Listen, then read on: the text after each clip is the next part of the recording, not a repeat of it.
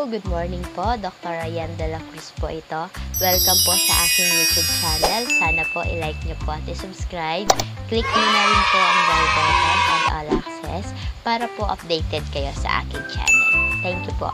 Ngayon po, kita ko po sa inyo kung paano po purgahin ang tuta. Itong tuta po ay meron siyang roundworms.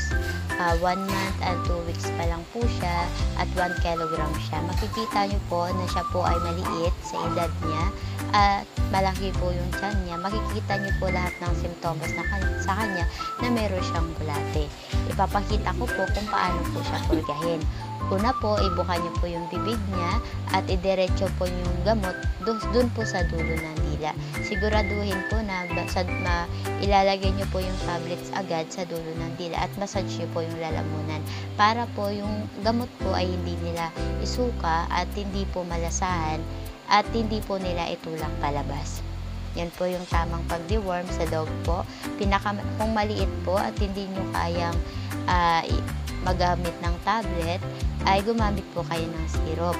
Pero dapat po, mahalaga po na yung gamot po or dewormer na gagamitin natin ay epektibo po. Kasi kung ito po ay hindi epektibo, ay baliwala po yung pagpurga natin. Tandaan natin, may 3 po yung common na worms sa alaga natin: tapeworms, softworms, and roundworms.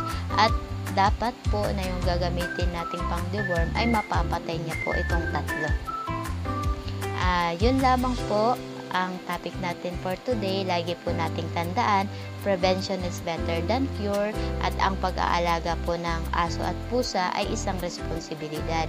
Sana po maging responsableng pet owner po tayo. Maraming salamat.